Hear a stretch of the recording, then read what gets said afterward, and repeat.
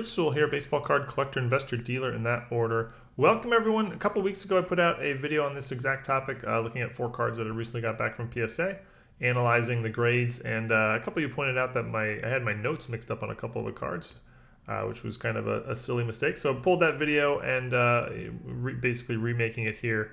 My research department was reprimanded accordingly, and they are on a short leash. So we're going to analyze the grades of these 4 cards here, get into the itty-bitty details as to why they got the grades they did, and whether I agree with PSA's assessment. We got 2 vintage cards to look at and 2 modern cards to look at. All 4 of these cards I got back from PSA in the last few months. Let's check it out. So we'll start with vintage, which is generally more complex than modern, as you usually have more things to look at. We got a 1961 Topps Mickey Mantle All-Star. This card's in the high number series, which is a short print series. And with vintage, you're going to start by, well, with any card you're looking to grade, you're going to sort of look at the card in the 4 subgrade categories that we're all familiar with: corners, edges, surface, and centering. And then, but you're not going to sort of give a number grade to each one and then take an average. That doesn't work. What you're going to do is you're just going to kind of look for flaws in each of the 4 categories, and then anything you find, sort of add it all up together and come up with a one overall number grade based on sort of how many flaws you find and how significant they are. So let's do that with this card here. We'll start with the centering, which is pretty solid. Left to right centering is maybe 60-40. It's definitely not perfect. And top bottom centering looks pretty good as well on the front. You can see on the back, centering is a little bit off as well. Back centering is very, very not a significant factor for cards in general, especially not for vintage cards, but it should be at least noted. On the front, you have corners that are pretty solid, although they are definitely tipped. This could not be a high grade 8, 9, or 10 type of card. They're tipped corners. 8s, 9s, and 10s don't have tipped corners, so this is, just from the corners alone, it's eliminated from being a super high grade card. On the surface, surface looks pretty clean on the front and on the back. I don't see any sort of much in the way of snow or surface scratches, or certainly no creases.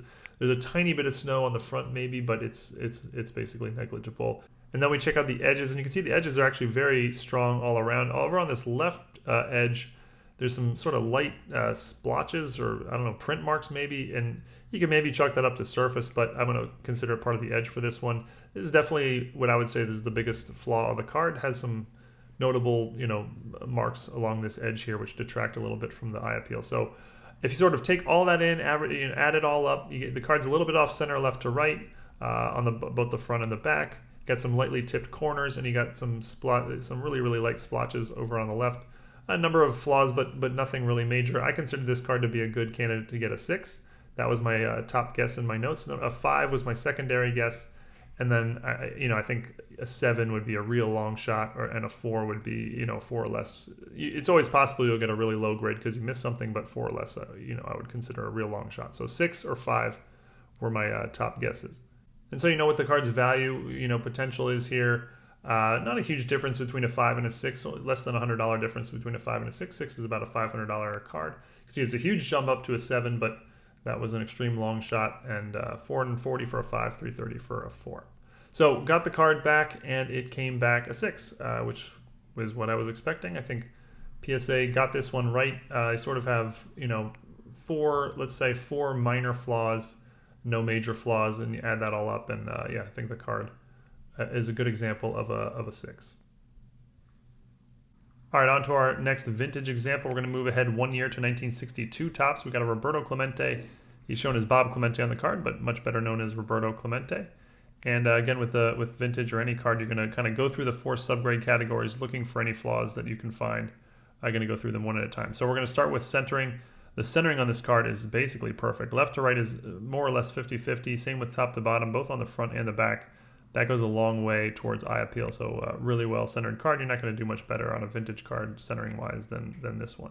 On to corners, and the corners are definitely much more tipped than the mantle, even more than tipped. You could almost say slightly rounded, maybe on a couple of them. Corners are definitely a notable flaw of this card here on the front. Edges definitely also have some issues. A little bit of rough edges along the left border and a little bit on the right border. Not huge, but definitely worth noting, and definitely going to detract from the overall grade.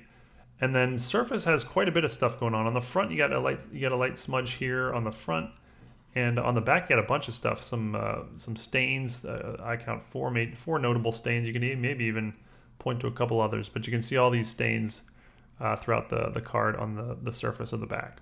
So add all that up, and I thought that this card was a good candidate to get a 4.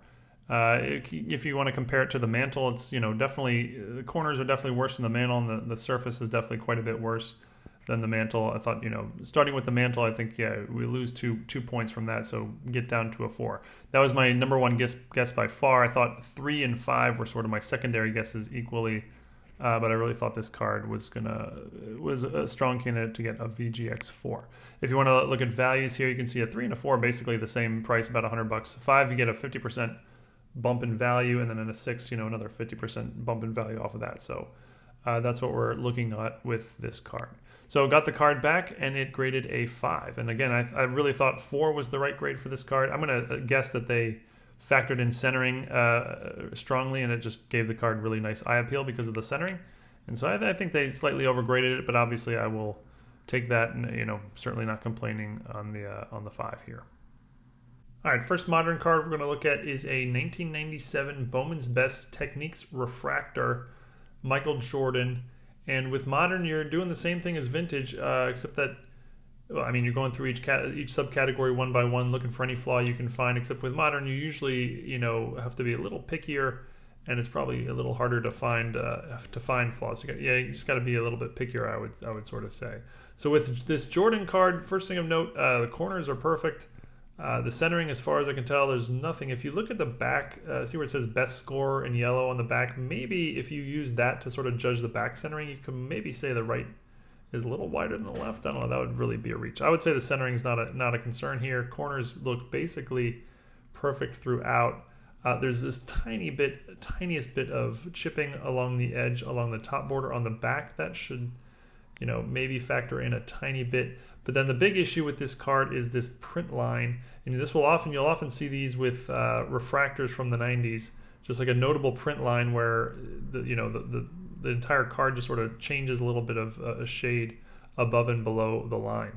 So looking over this card really closely, that line is clearly the most notable flaw. If it didn't have that line, I think this is an easy 9, with a shot at a 10. But because of the line, that's going to drop it down. Now I've seen cards with a line like that graded a 9, but I don't think that's standard. I think I thought the card was going to be an 8. I thought that's what the line would sort of bring it down to, is an 8. I wasn't 100% sure how they would view the line, how significant they consider that. So I sort of thought an 8 was my best guess, and I thought 7 and 9 were both in play as well. Value-wise, you're looking at $220 for an 8, $350 for a 9, and $150 for a 7. You can see each grade up, it goes up about 50% from the current grade. That's sort of a somewhat really loose way to estimate modern card grades when you go from 7 to 8 to 9. So I got the card back, and it disappointingly got a 7. I guess they, judged that line to be more significant. Like I said, I've seen cards with refractors from the 90s with that sort of line in 9 holders, and definitely in 8 holders. And again, I was guessing an 8, but I guess they considered that to be too significant of a line and gave it the near mint 7. Again, I think that's actually a reasonable grade. Not as high as I was hoping, but reasonable. And last card we're going to show is a 2020 Panini Select Unbreakable Tie-Dye Prism Tom Brady. This card's actually serial numbered out of 25. And I wanted to show this card for a specific reason. So the front of the card is essentially perfect. I looked over this card really close on the front. Corners and edges are perfect everywhere. Absolutely nothing wrong with the surface whatsoever. And centering, as far as I can tell, is fine. The back also looks pretty good, although if you look really closely at the top corners, they're really lightly tipped on one, maybe 2 of them. And this is the kind of card where, a tiny minor issue like that on the back a few years ago wouldn't have mattered. This card I would have been comfortable, predicting that it would grade a 10 a few years ago. Today, they're going to not give this card a 10, and I thought today, 9 was more realistic. That's just one of the things that PSA has become stricter with their grading, in my opinion. So yeah, that really the upper left corner on the back sort of makes a 10 very much a long shot. So I put 9, and I considered 8 or 10 to be a long shot. There were no comps on this card, but here's sort of rough guesses as to what the card might be worth in various grades. You can see not a huge difference between an 8 or a 9. Nice big jump up to a 10. But PSA has been really strict giving out 10s, and that's part of the reason why 10s have gone up so much in value recently.